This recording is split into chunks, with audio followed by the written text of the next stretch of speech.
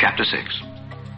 And the sons of the prophets said unto Elisha, Behold, now the place where we dwell with thee is too strait for us. Let us go, we pray thee, unto Jordan, and take thence every man a beam, and let us make us a place there where we may dwell.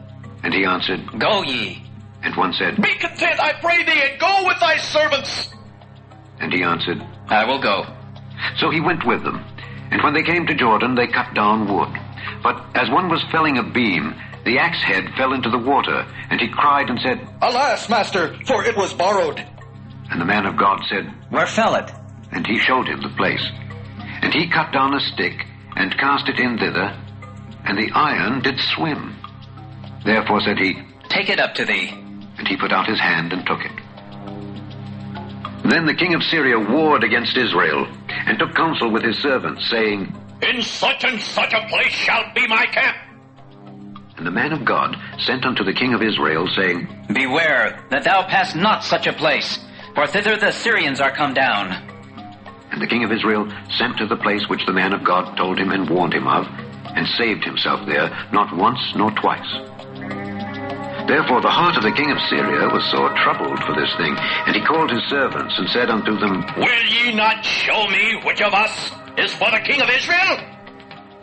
And one of his servants said, None, my lord, O king, but Elisha, the prophet that is in Israel, telleth the king of Israel the words that thou speakest in thy bedchamber. And he said, Go and spy where he is, that I may send and fetch him. And it was told him, saying, Behold, he is in Dothan. Therefore sent he thither horses and chariots and a great host. And they came by night, and compassed the city about.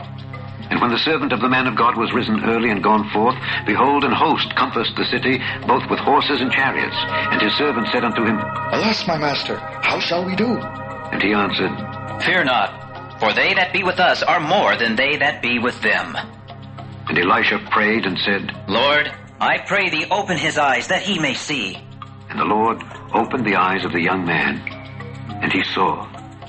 And behold, the mountain was full of horses and chariots of fire round about Elisha. And when they came down to him, Elisha prayed unto the Lord and said, Smite this people, I pray thee, with blindness. And he smote them with blindness, according to the word of Elisha.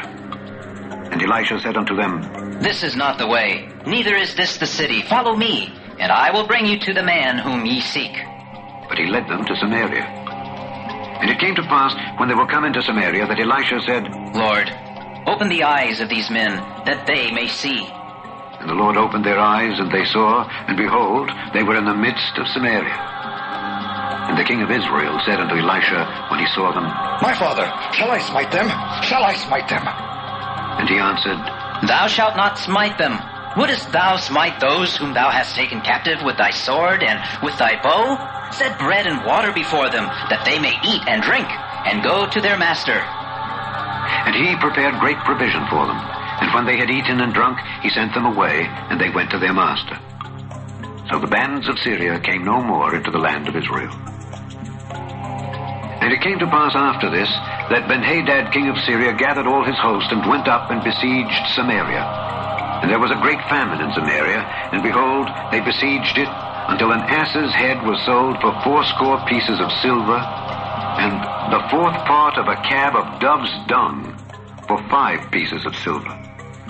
And as the king of Israel was passing by upon the wall, there cried a woman unto him, saying, Help, my lord, O king. And he said, If the Lord do not help thee, whence shall I help thee? Out of the barn floor, or out of the winepress? And the king said unto her, What aileth thee? And she answered, This woman said unto me, Give thy son, that we may eat him today, and we will eat my son tomorrow. So we boiled my son, and did eat him. And I said unto her on the next day, Give thy son, that we may eat him. And she hath hid her son. And it came to pass, when the king heard the words of the woman, that he rent his clothes. And he passed by upon the wall, and the people looked, and behold, he had sackcloth within upon his flesh. Then he said, God do so, and more also to me, if the head of Elisha the son of Shaphat shall stand on him this day.